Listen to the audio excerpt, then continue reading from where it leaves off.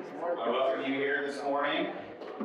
Happy to see you all coming to see the lecture by Dr. Tom McFaul on Christ, Science, and World Religions, the Evolution of Faith.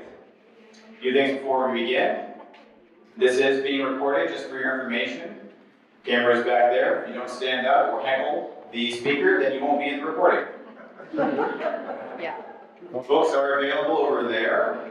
You can purchase them at Missions Café. All the proceeds go to charity. Some of the proceeds go to charity. And Tom McFaul will sign the book if you give it to him. There will be time for that after the lecture is over. Besides that, I want to welcome Dr. Tom McFaul to First Methodist Church of Allen. He's been a scholar and a teacher for a long time and a long-time member at First Allen. Without further ado, Tom.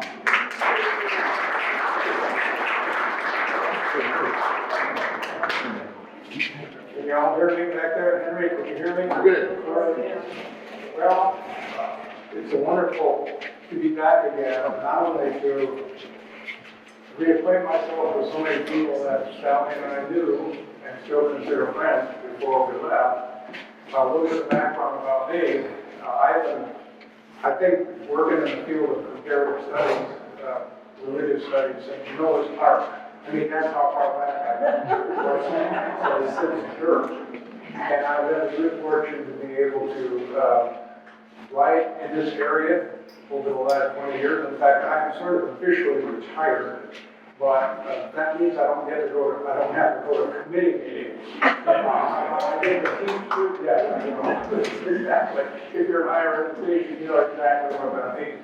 But I have the good fortune to still be able to teach at SMU, although I'm not teaching this semester, and I'm still out at Common College, the Frisco campus of Common College. What you see in front of you is 3 books that are a trilogy of books that are related to the science and space, the science and religion space. And a little bit of background. The first book, the one on your far left, I think, is called God is Here to Stay. And the background on this particular book is that I had written a number of books before that.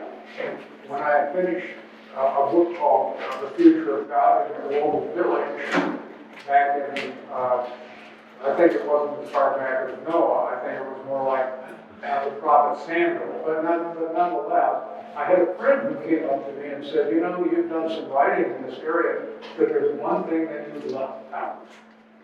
And I said, I had one with that. He said, something related to science. I said, my goodness, you are absolutely correct. And I thought, you know, I would really like to get into the science of faith, the science of religion, part of the world of religion, because I hadn't done a lot of research.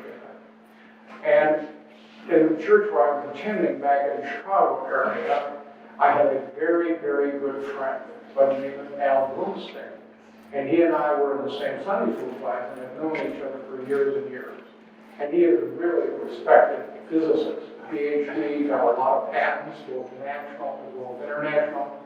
And I went up to him and I said, Al, would you like to write a book with me? And he said, what's it about? I said, it's about science and faith. And he said, I'm on board. I'm all over it. Well, that resulted in God is Here to Stay.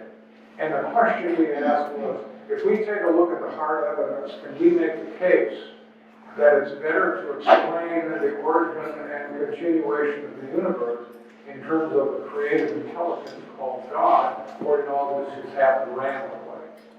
Well, our conclusion was that the world is so highly structured that it is a better case that it was created by God, an intelligent creator, rather than something just happening at random.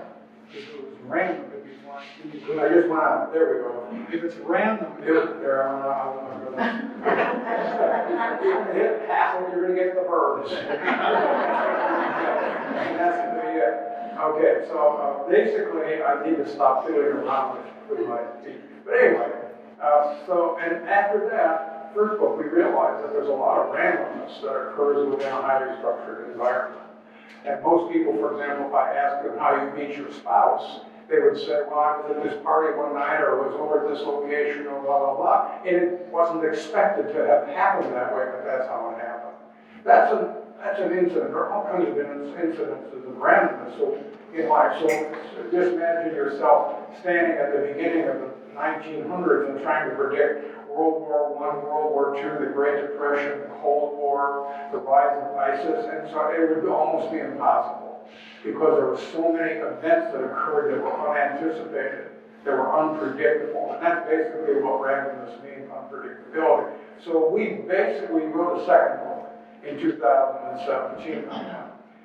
And then we decided, there's still space within this whole area of science and religion to begin to apply some of these ideas to the faith that both of us adhere to, which was Christianity. So not only did we then begin to think about science in relationship to Christianity, but also in terms of the world religions. So the current book is called The Evolution of Faith. And the subtitle of that is Science, I believe it's Science, Christ, Science, and the World Religion.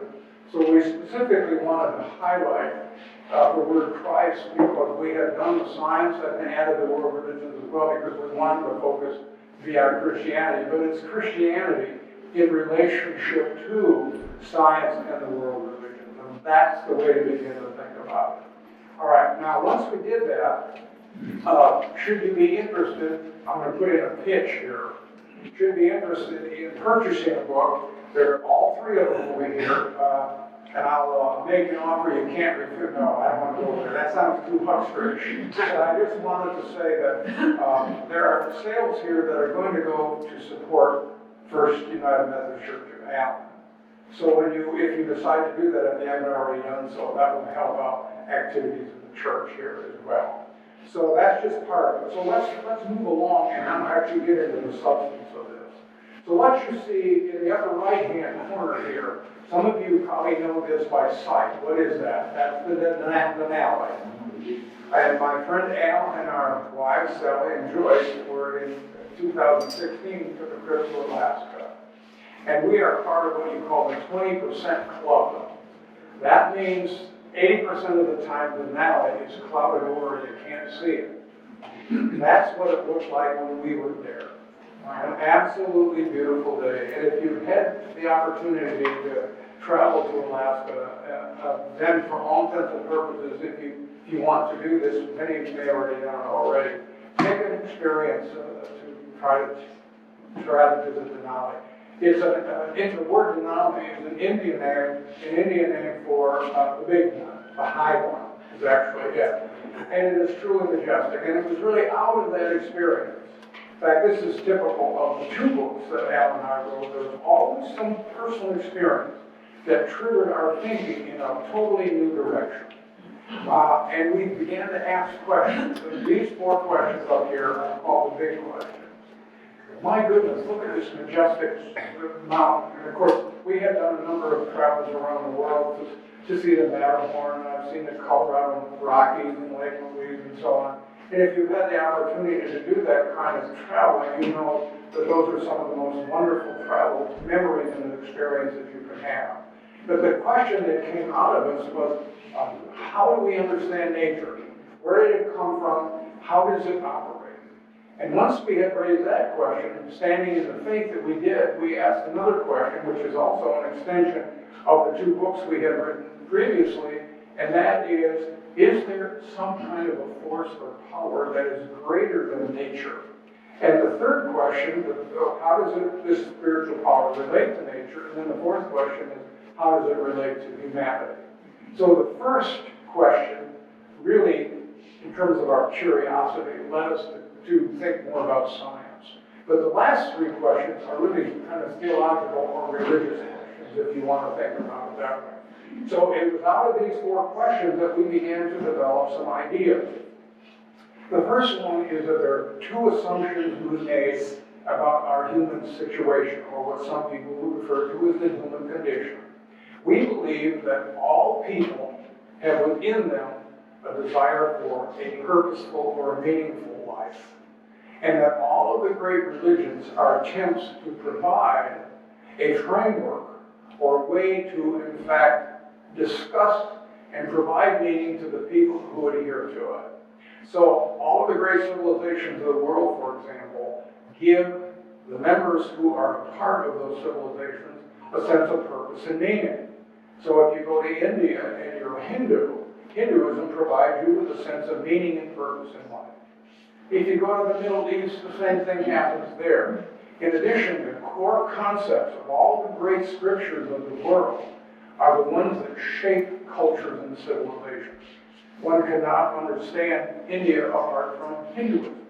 It's not possible to understand the Middle East apart from the Quran, or Europe and Western civilization apart from the Holy Scripture, or current Israel apart, of course, from the Tanakh, which is the Hebrew name for the Old Testament, and so on, or the Torah, which is the first 5 books which Christians would call the Pentateuch. And of course, the Tanakh is really how I think it should be said, is actually our word for the Old Testament. So all of the great scriptures in the world can't understand, for example, China without reading the Analects of Confucius, or the Tao Te Ching from the book of Taoism, and so on.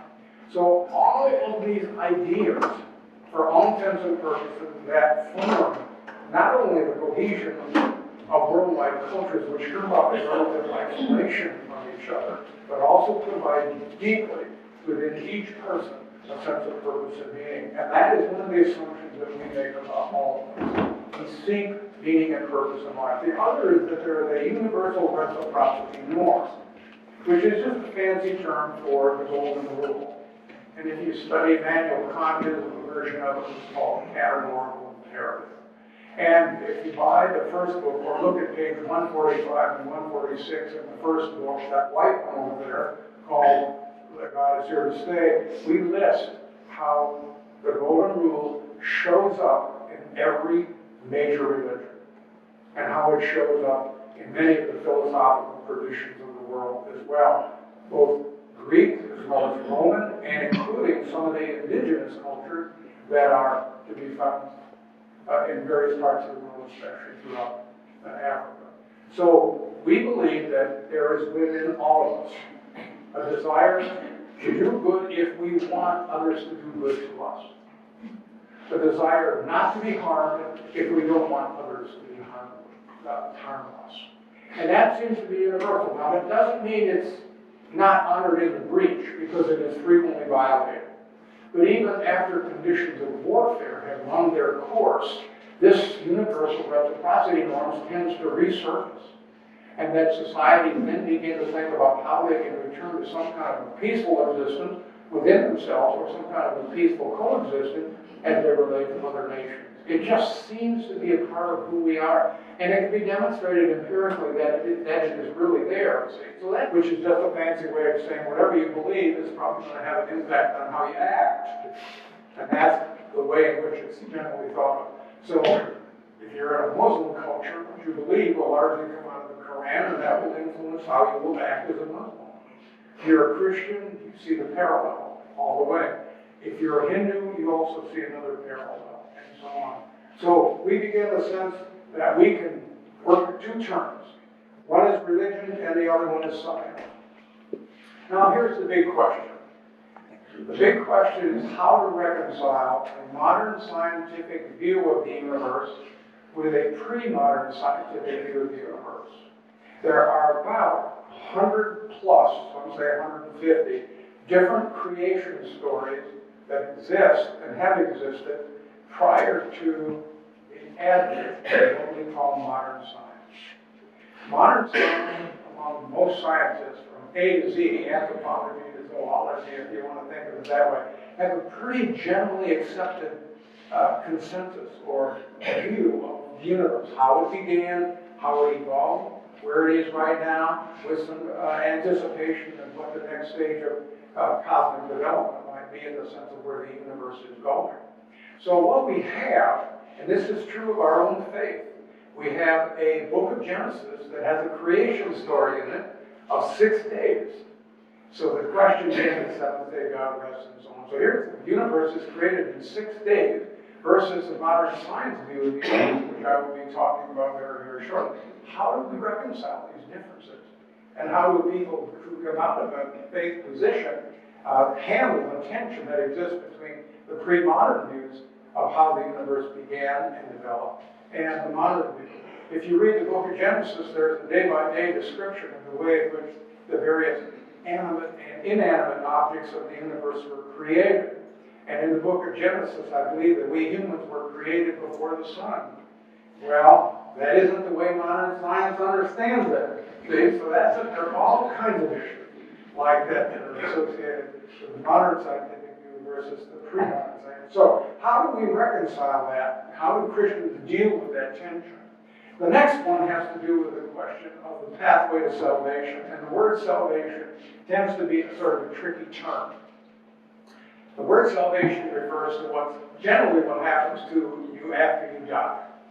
But we have no empirical information after somebody has been not alive anymore and has been dead for 6 months and comes back and says, hey, let me tell you what it's like out there. We have no empirical information. So the way we treat the concept of salvation is it's an anticipation of a positive afterlife. Even though it cannot be demonstrated empirically or cannot not be demonstrated empirically. And there are different kinds of ways to think about life after death. There's resurrection, which is New Testament idea, which is the soul leaves the body, which is really a Greek idea. And even though many Christians, maybe most, there are some research that says 80% of all Christians believe they have a soul that will go to heaven after the body perishes. That is a Greek idea. The original idea of life after death was resurrection in the New Testament. And if the apostles and disciples had thought that Jesus' soul left his body after he died, there would be no need for a resurrection story. He would have gone on. So resurrection is the New Testament idea of life after death, which when Christianity developed was fused together with the kind of Greek idea that we have a physical body and an imperishable immortal soul within us. And what we do with this lifetime will determine what happens after we die. But in the monotheistic religions, you only get one time around. Life is not like a dress rehearsal for the next life. If you come out of Hinduism or Buddhism, you get lots of lives. So if you goof up this one, hey, you've got many more chances to get it right. Now, if any of you have ever seen the movie Groundhog Day, well, that's modern day form of reincarnation. Bill Murray keeps waking up every day in his what? It's Groundhog Day. And finally he gets it right. And then Groundhog Day comes to an end. But in the end he gets it right. So that's a good outcome. All right, so anyway, now how do we look at these two challenges specifically from a Christian perspective? How do we as Christians living in the early part of the 21st century think about the relationship of pre-modern scientific worldviews with the modern scientific view of the universe? And then how do we think about the relationship of Christianity to the other world religions in terms of anticipating what life after death might be like, when the world religions, as diverse as they are, have a multiplicity of very different views of what happens to you in life after death? How do we deal with both of those problems? And that's what this book is about. All right? And in the process, we develop a new point of view that comes out of the analysis that we do, which we'll talk about, if not this week, then certainly next week. So I'm going to talk about the first part of the book this week that deals with the science question and our faith question. And the next week, I'm going to take up the relationship of Christianity to the world religions. And then I'm going to pull it together at the end of next time. At least that's the goal, anyway. Because we eventually get to that. Now, here's actually the pre-modern scientific view of the universe in the West. This is, I don't know if you've ever seen this before, but this is sometimes referred to as the inverted bowl or the inverted dome. And what you see at the top is basically where we thought heaven was located.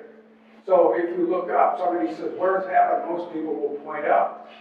You say, well, where's hell? Well, they'll point down, and if you look down below the earth, you will see the underworld. and then finally the pillars of the earth that hold it all up. Now notice the dome itself, and notice the stars that hover over the dome. We thought that the stars were little holes in the dome, and that the light came through the little holes in the dome as it moved across the sky. And if you started out at 10 o'clock at night on a clear night, you could actually see it move. That's how it worked. Now, that used to be thought that everything went around the earth, and the earth was the center of the universe, but we now have a very different conception of all that. But nonetheless, this is the view that prevailed for thousands of years. It's the way to begin to think about it. And this is called the Earth-centered view of the universe, which is this graphic. You'll notice right in the middle, there's that blue dot called the Earth. Okay? Now, you'll notice the circles. The circles are perfectly round circles. And that comes from Aristotle. Aristotle believed that in terms of visual, and in terms of the way in which the uncaused cause, which Aristotle believed in, which we would call God, created the universe, is that the circle is perfect. So when the planets circulated and the sun circulated or circled the earth, it had circular rotation. The circles are perfect. Now notice what this is. Earth is in the middle, then comes the moon. That's the second circle after the first circle, followed by Mercury, Venus, then comes the sun, and then you have Jupiter, and you have Mars, and then the other is Jupiter, Saturn. So you might know now that I think Jupiter, there's a Pluto that's been demoted. Pluto used to have a kind of a planet status. It has sort of been demoted, which has got all the Pluto lovers up at Mars. So if you're a Pluto lover, I'm not here to tell you that Pluto is not a planet. This is not my domain. But nonetheless, this is the way in which the universe was believed to be structured. And there are three names in particular that basically, whose ideas are joined to create this kind of view of the universe, which lasted for thousands of years. And the first one is Aristotle, who believed it. And then there, of course, is the New Testament, which very much coincided with and reinforced Aristotle. But it was really Ptolemy in the 1st and 2nd centuries, who was a Roman. He was a Roman astronomer and mathematician. And he's the one who put this universe together mathematically. And he had all kinds of formulas to demonstrate how it could be explained as the way in which we should be understanding the cosmos. So this is where we have to start. This is pre-scientific. Now, I've got a little bit of a litany here of people who changed this view completely to what we now call the modern view of the universe. And I would like to stress at the top, you will see, science discoveries are nonlinear or counterintuitive. That means they were not expected to be what we now know them to be. They actually were surprises, even for those who were part of the scientific communities that were examining the universe and the earth in order to discover the laws of nature. And the first one up here is Copernicus. And you can see, I put some dates up here just to give you a feel for it. And Copernicus, we really date the beginning of modern science at 1543, which is when Copernicus died. And what really happened is that during his time, he thought all the evidence that was accumulating at that time argued more for what is called a heliocentric or sun-centered view of the universe rather than an earth-centered view of the universe. And he didn't publish this book during his lifetime because he feared the kickback from the religious establishment would be very nasty. And as Galileo found out later, it was quite nasty. Because Galileo comes next, and you'll notice he is really, it would have not been possible for us to have this newer perspective of the universe had it not been for the development of this new technology called the telescope. And the telescope, compared to what we have now with the Hubble and now the Webb, which is up there, as I understand now, is fully deployed, and will be receiving infrared information on a universe that's even beyond what the Hubble was able to get to us. It's really going to be an amazing new venture in our understanding of what the universe is. And it's a very exciting time for our expansion of knowledge. What we understand now is probably going to be subject to change as we learn more about the universe. This is the way in which science works. Old knowledge is invalidated by new knowledge, and it's counterintuitive. It will not be expected. Now, so in 1543, by the way, Copernicus did not draw his conclusions on the basis of observational data. It was really Galileo who started it. So whether you want to start the beginning of modern science with Galileo's discovery of the moons of Jupiter and a very close look at the planet, at the moon and other planets and so on, versus what Copernicus suggested as an alternative to the Earth-centered view, namely the sun-centered view, that's a kind of a debate. Now you'll notice Kepler, Johann Kepler, who was a contemporary with Galileo, he was the first one who proposed a non-perfect circle view of how planets rotate. And he said they rotate elliptically. He had all kinds of math and so on to demonstrate it, and now we just accept that as the way it is. We just accept that the planets rotate around the sun elliptically. The next, of course, is the great Isaac Newton, maybe the greatest one, certainly one of the 4 or 5 greatest scientists of all time.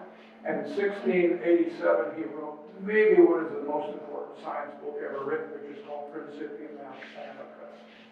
And in that book, he laid out the universal law of gravitation, and he laid out the other laws of nature as well. And this is what created what you see there is that CM there. That means classical mechanics. That means the way in which the universe was thought to believe to be a tight little system of cause and effect relationships. And all science had to do was one day studying nature to identify the laws of nature, and we would eventually explain how the whole universe operates. That's sometimes referred to as a TOE, a T-O-E. What's that stand for? A theory of everything. Theory of everything. So when you look at your toe, next time think of a theory of everything. That's what it was basically believed. Classical mechanics, it was called, or classical physics was like.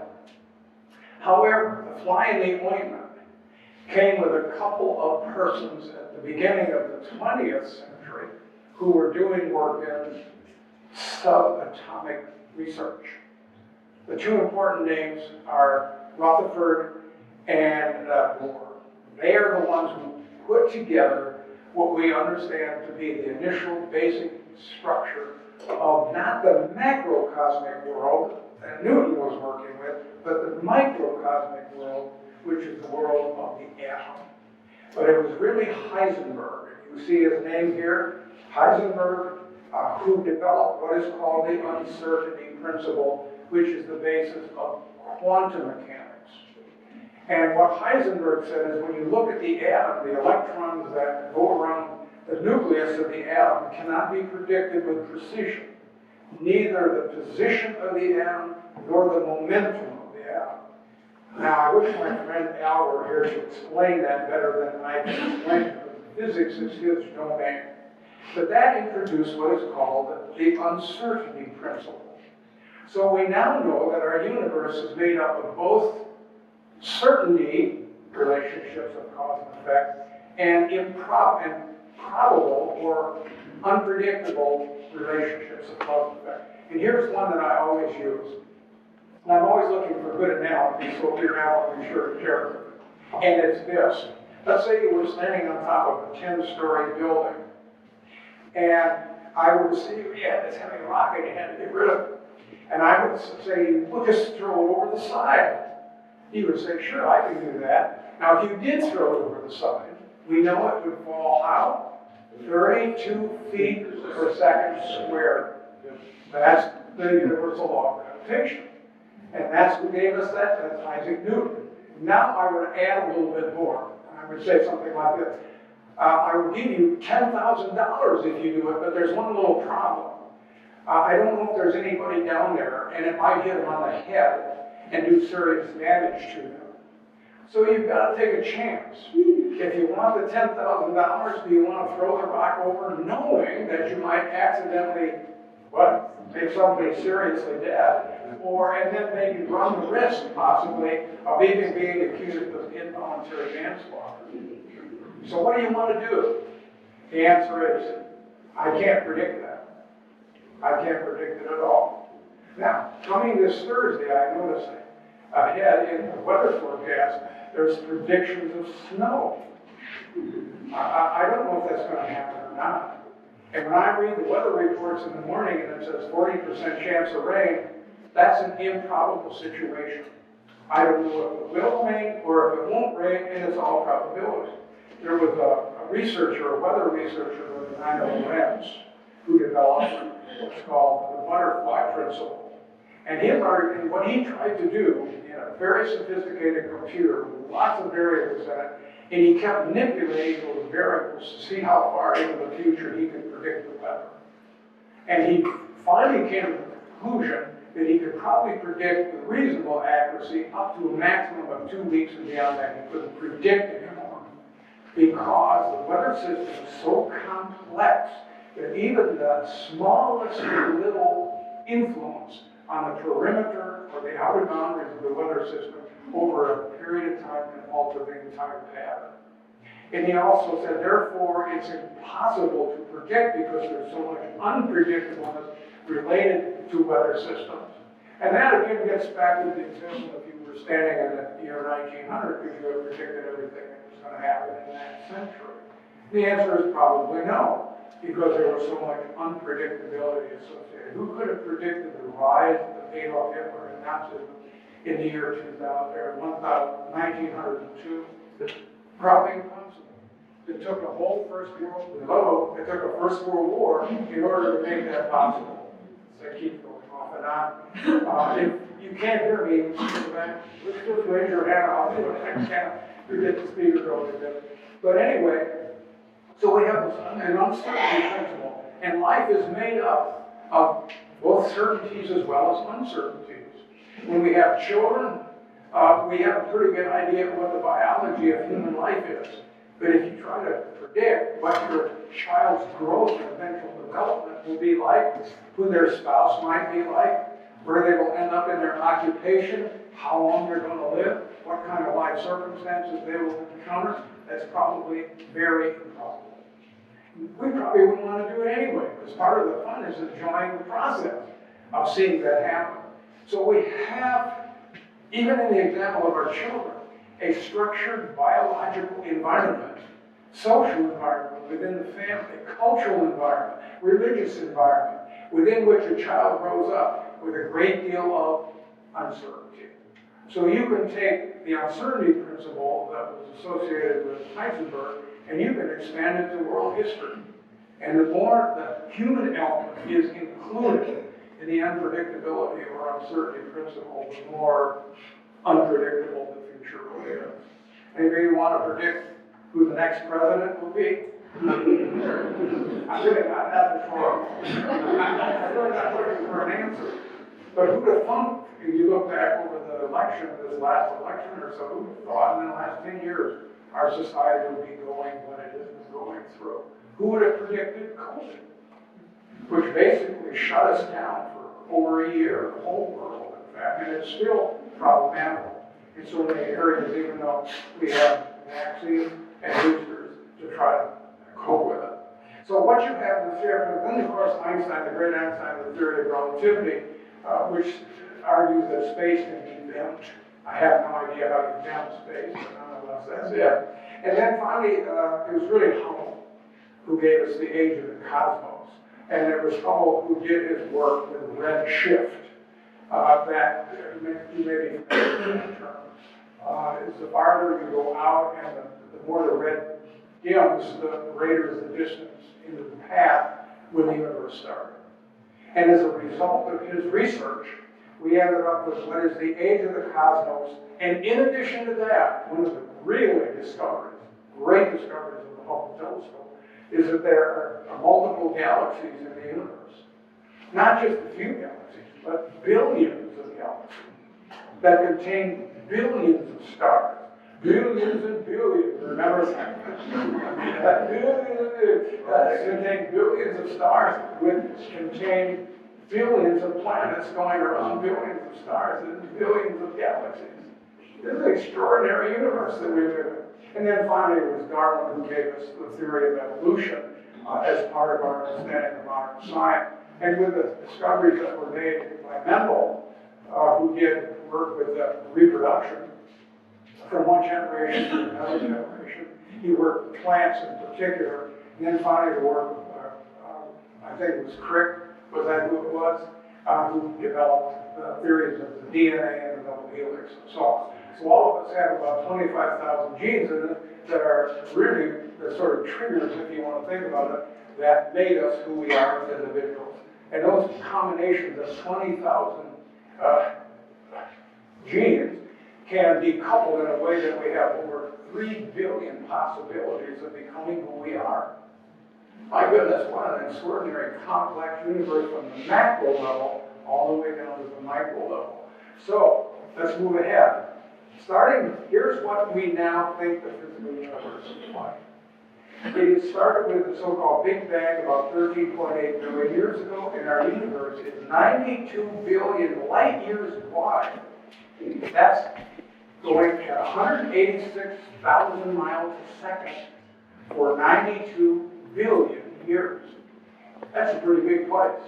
Our solar system, that is our system, started what? It starts about 4.5 billion years ago, and life on this planet begins 3.85 billion years ago.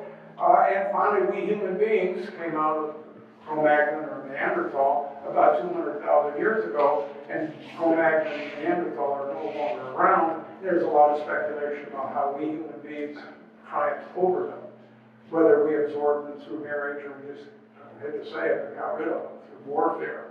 You know, that may have happened as well. And there are people who do 23andMe. You know what that is? Where you do try to... I had Neanderthal me.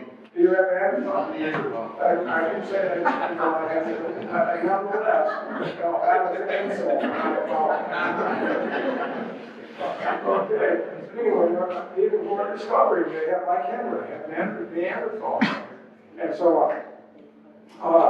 So here you have now, evolution causes diversity of life, and our planet contains billions of stars and galaxies. That's the modern view. And here is actually a pictorial of it. What you see is that on the far upper left-hand corner is what's on the title of the book. It's one of the great photos of the 20th century. It is called Earthrise.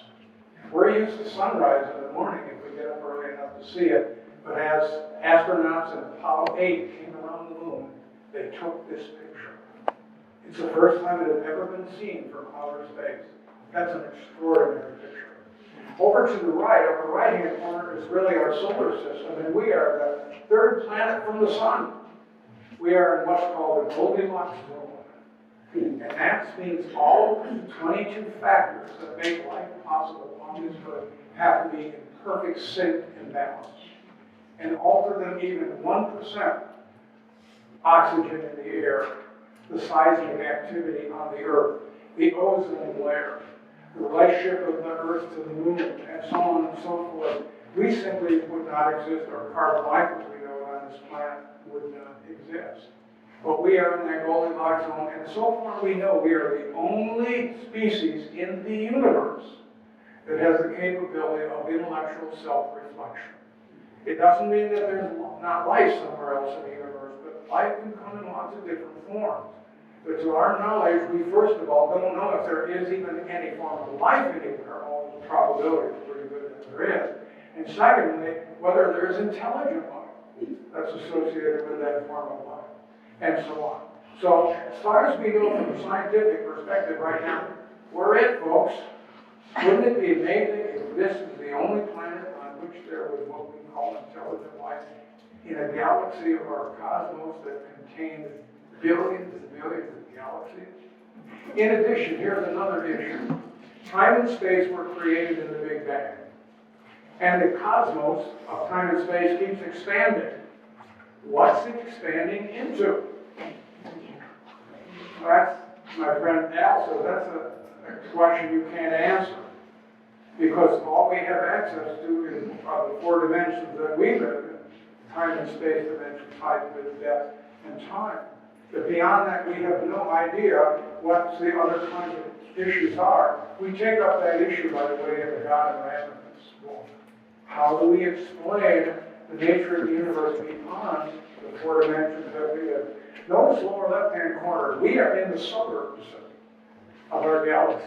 This is the Milky Way galaxy, and that little arrow points to our solar system, which you see in the upper right-hand corner.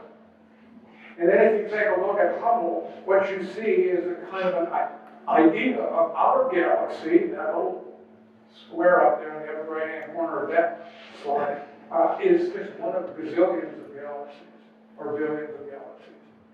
Our universe is unimaginably old and huge. And in some sense, we as human beings really can't get our head around a universe that's almost 14 billion years old, and as huge as it is and expanding. And everything we know about the universe is only 5% of our knowledge.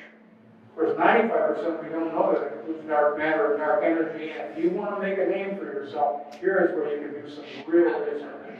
And if you can figure it out, your name will be remembered as long as human beings are on this planet. Here is an artist's rendering, if you want to think of time and space. And over on the left-hand side is the Big Bang. The Big Bang is actually an expansion or an inflation. It's not so much an explosion as an expansion. And you'll see along the bottom it goes to 13.77 billion. And then you see how the bell-like shape is expanding.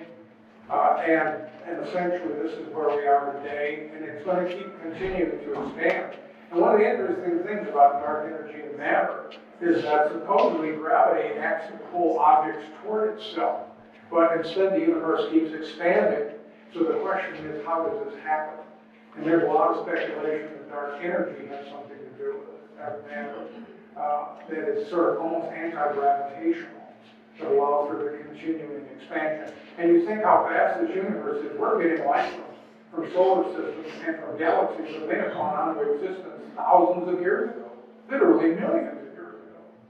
And that's the way to think. They no longer exist because it takes a while. The light traveling at 186,000 miles a second, which is the maximum speed, according to Einstein. We have no idea of there any other maximum speed of any element in the universe. And that's going to take a little while to get back to our telescopes for us to see. Now, here's the problem. The problem is, how do you reconcile this view of the universe with the six-day creation story in Genesis? And basically there are four positions that are described in this book called Creation, Evolution, and Intellectual Design, or Intelligent Design in this case. There's young Earth creationism, old Earth creationism, intelligent design creationism, and evolutionary creationism. And all of these forms of creationism start with, in fact, the concept of the Bible. How are we to understand the Bible? And is the Bible inerrant? That means, without mistake or fault, is it factually true or literally true? Or if it's not literally true, how do we reinterpret some of the stories that emerge in a pre-scientific environment in light of what we now know about the nature of our universe and modern science?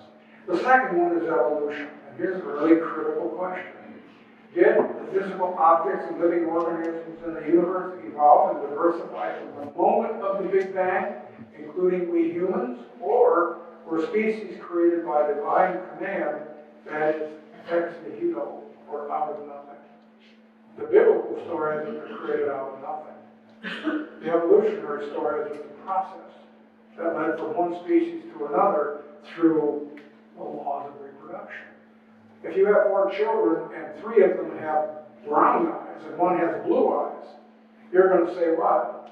Where did that blue-eyed kid come from? Or if your child is redheaded and you have no redheads in your family tree, where did that kid get his red hair? You know, well, Mendel can explain that, because brown eyes is the dominant gene and blue eyes carries the recessive gene. And if you have the right combination in the gene pool, the chance to get blue eyes is 1 out of 4. If somebody shows up with blue eyes and said, created out of nothing, that would be a false interpretation of how that happened. That's how evolution can be explained. In terms of probabilities of reproduction within a complicated gene pool, all sorts of expected outcomes. That is contrary to the divine command view of species on Earth, where species were created out of nothing, which is actually the Genesis interpretation. And it's got to be confronted.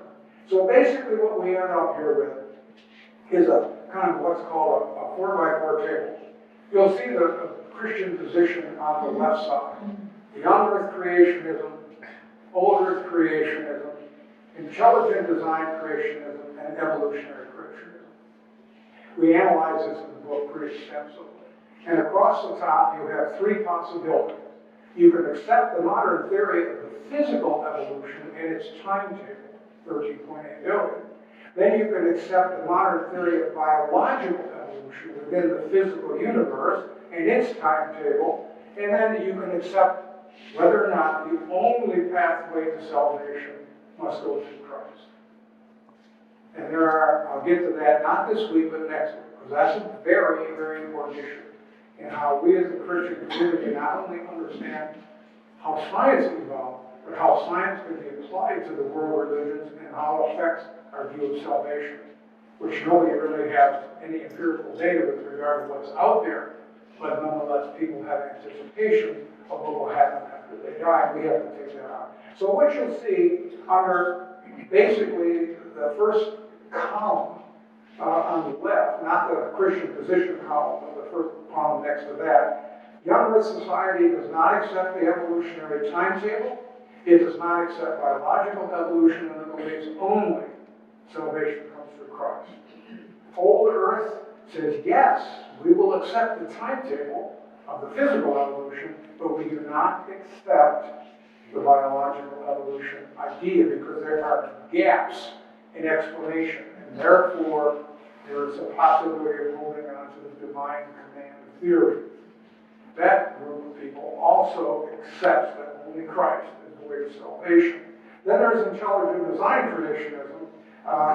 Yes, you can see, with regard to do you accept the timetable of modern science in terms of physical evolution? Yes, we can take that. Now, how about biological evolution? And the answer here is still no. And the reason is that some aspects of life are so incredibly complex that they could not have evolved. They must have been created, they know, by God. But more and more science is able to explain even some of those complexities. So both of these positions tend to be on the defensive with regard to the advancements made in science. But they too, in terms of intelligent design, will accept only Christ as the way of salvation. Evolutionary creationism, yes, yes, yes. That's the way this would work. Accept it all. Okay? Now, what's really important to know is that there's diversity on the two left column, and on the right column there's a single frame view. All right?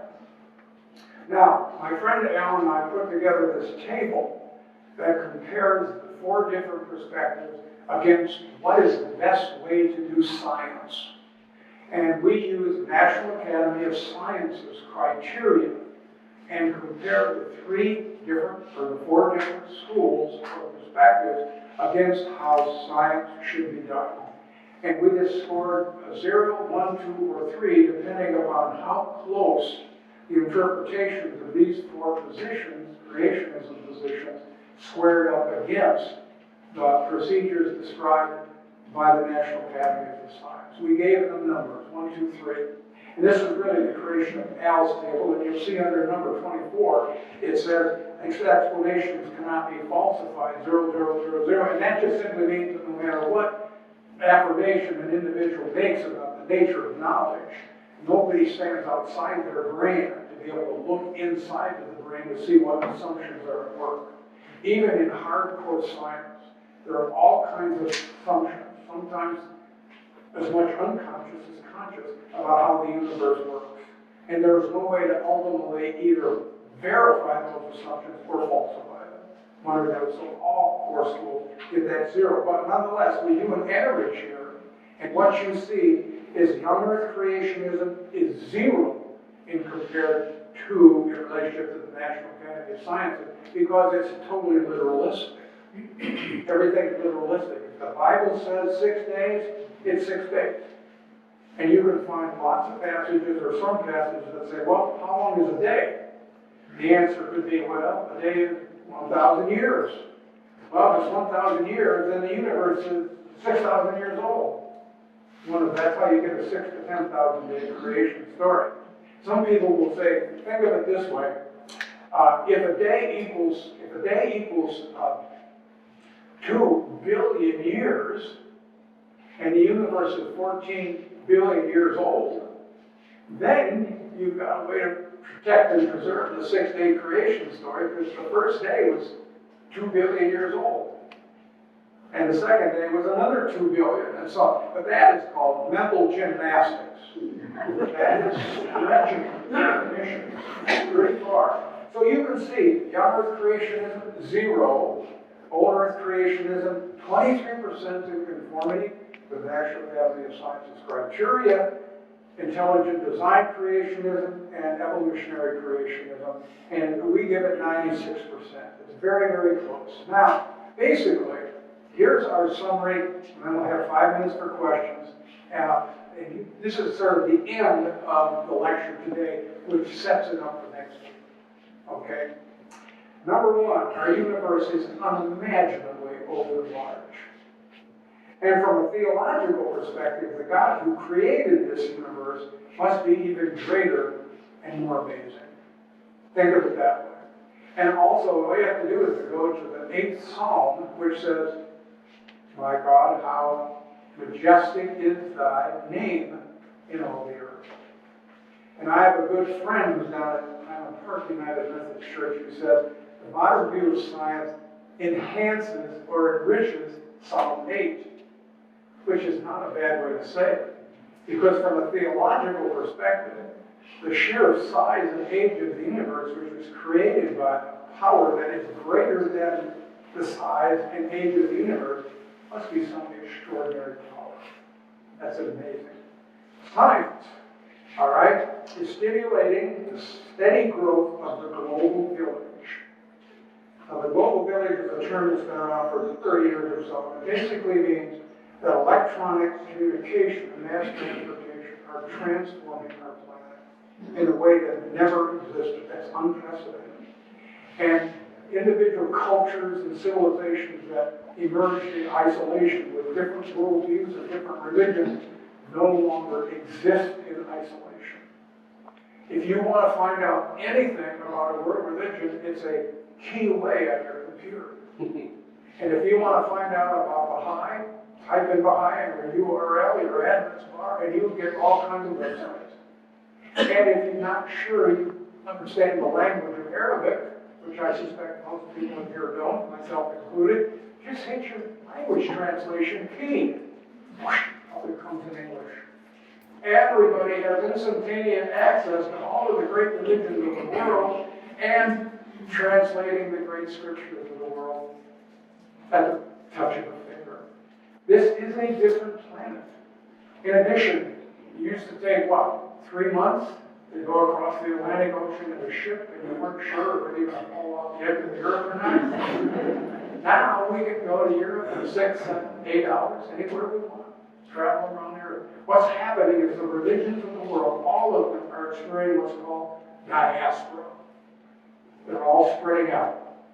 And if we study the religions of the world, even in this Dallas-Fort Worth metroplex, and focus on Hinduism, we'll see that Hindus have created, in the last 10 years, 17 new temples just in this area to build on the 15 or so temples that existed before they started building 10 years ago. And up here on Bossy Boots or Waters, I don't know if you've been in, it's called a Radhakrishna temple.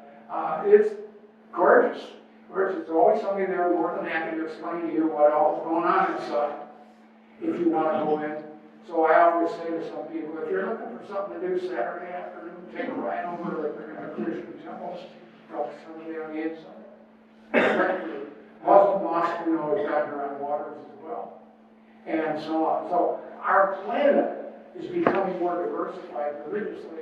It's always been diversified, but the way we interact across the boundaries of that diversity is what we call religious pluralism, so that the neighbor next door might be somebody who comes up with a completely different faith. that would not have happened 50 years ago. But it's routine now in more and more cities. Finally, the last is this.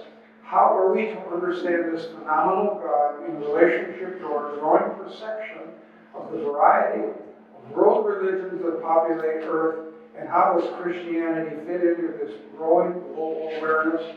And this will be the first slide. We will start with next week, because it identifies where the regions of the world are located, and we will take it from there.